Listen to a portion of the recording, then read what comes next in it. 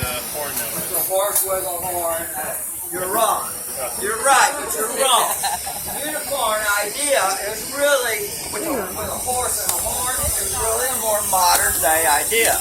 Only like less than 1,000 years old. When you go back past that, when you get back, way back in the days of the wizards, and back in the days that the unicorn was a gift, was a virgin maiden, for remaining pure longer. Well, they were much different. First of all, they were, and I did a lot of research. Look, I started blowing glass when I was 10 years old. That was 50 years ago. One of the first things somebody asked me to do is make a unicorn. Because there's unicorns, glass unicorns in books and all, you know. And I knew I was going to have to make a lot, so I researched it. And that's where this story come from. So the unicorn is supposed to, it was said, to have been a little smaller than a horse.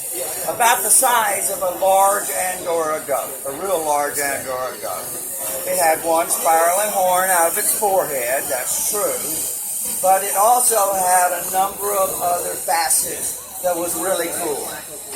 The mane and the tail of a lion. The beard and the feet of a goat. And the rear legs of an animal. On one animal that was like a large goat or a small horse. It was beautiful. And each one of these different things, facets of each one of these, represented a different part of the unicorn's strength. The mane and tail of a lion. He was an absolute ferociously, he had no fear nothing. Beast. The mane and the beard and feet of a goat. The beard and feet of a goat, he could go anywhere. He was just an absolute go anywhere animal. And like an antelope, we could run with the wind so fast. It was absolutely incredible. Now here we have the body, the neck, and the head of the world. He actually created this book. And we're going to come back with this beautiful butterscotch glass. And by the way, does anyone know what we add to glass to make it a color? Romanian silver. Metal. All exotic metals, like silver and gold, turn colors when you mix it into glass. And this is, by the way, a 2,000-year-old art. And they was doing this back then at the Renaissance fairs, just like I do now. Their equipment was a little bit different, but that's all. Okay, so there's his mane, blowing in the breeze, right? Let's do some eyeballs right down there. Real close.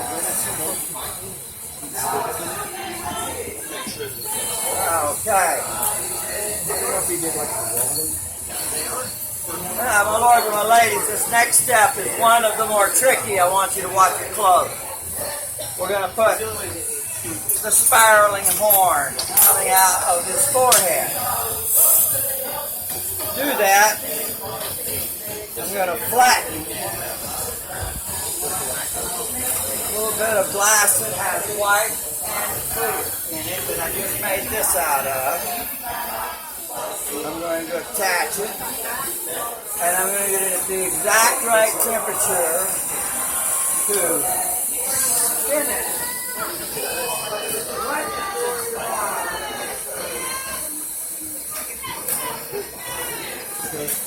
Isn't that beautiful? I just love to do that, and I love to show that part so much. So we have the spiraling horn coming out of the forehead. Now we're going to, now we're going to go for orange. We're going to add orange into the mane.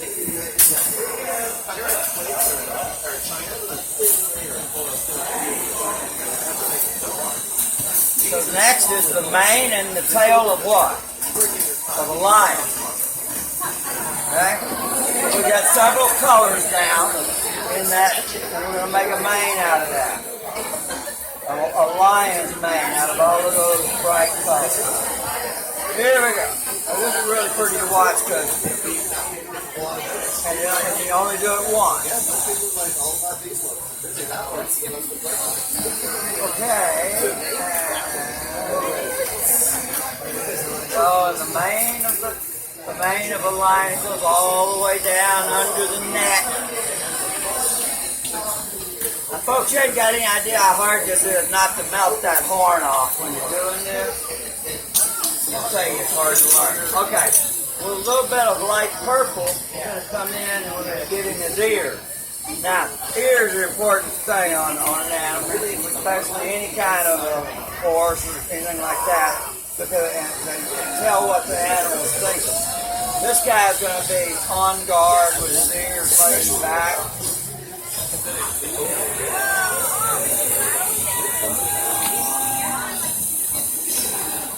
One ear. Now, Actually, a unicorn. now we're going to make the leg. Got the ears all laid back and excited, like a horse would be or a goat would be. Okay, now we're going to make the leg. Now we have to make a decision here. I'm going to let you guys help. Would you like to see me make it standing, rearing, or laying down? Huh? Rearing? Rearing. What you guys like? Rearing? I think I heard more rearing than anything, so we'll make him rearing up. So I got to heat it up where I'm holding it here and allow it to angle its paw to change. Angle the grip. I'm going to take clear glass and set off the color, make the color accentuate the color. And the first leg is already joined in. Reaching out in front of him with this leg. We know it has the rear legs of an antelope. Nothing ever spoke of the front legs, so we assume it was not. But we know it has the feet of a goat. So like this, and we're going to let it fall gently into. I have a philosophy, people. I've been doing this my whole life. A good sculptor. When you see somebody and they're working and they're, they know what they're doing, they heat it up, and it goes where they want it to go. So it's just something to watch for. Okay, the next leg, even more complex to do because we don't want to melt anything else. And believe me, if I get it in the fire, it will melt. Now this one is going to be reaching way out there. Way out there. And then it's going to be pawing the air. Now we got to stop here and we got to get back to our caramel color and make the feet of a goat. The parted feet of a goat. Because that's the real uniform. And we got to put the parted feet of a goat here.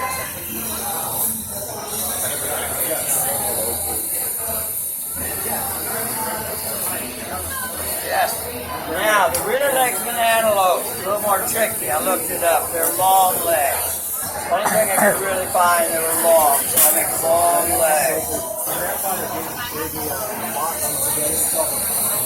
Now, my lords and my ladies, what my job is at this point is to make it look the way I want to make it look, but keep it all hot at the same time, because if I let it cool, I can't work on it. It's over.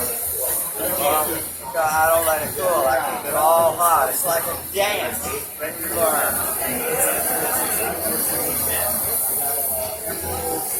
When I move, every movement has a purpose. It's about gravity and how hot I have. Every move has a purpose. And everything you do when you do something like this should have a purpose.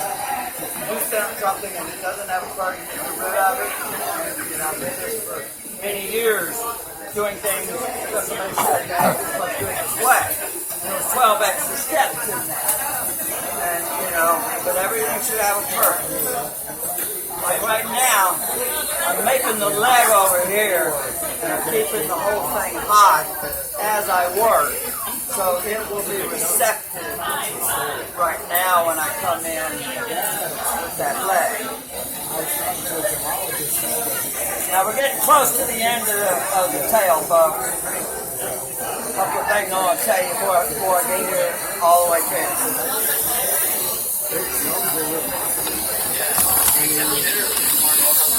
Number one, it was really fun entertaining you. Number two, I'm fixing to make the tail, and it'll be over, and someone in this crowd is going to buy this pig.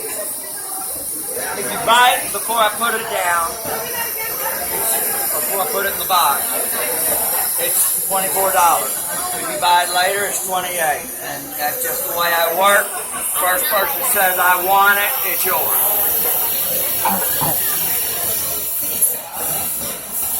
$24. Got it sold over there. Thank you, sir.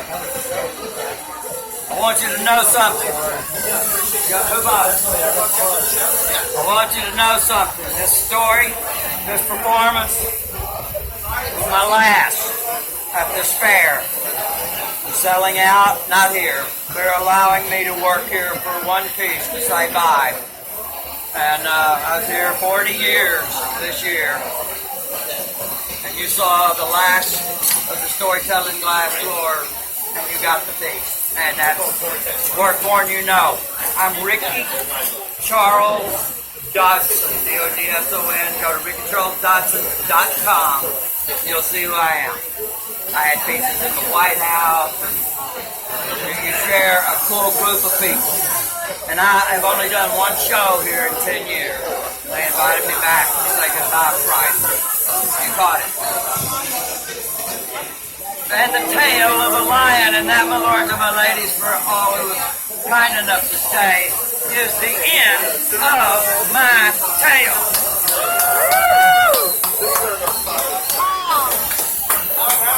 Alright, what I'd like to do is let that set in this box and even up for about 30 minutes.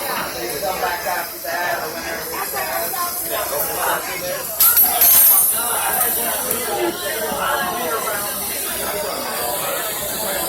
I do feel like making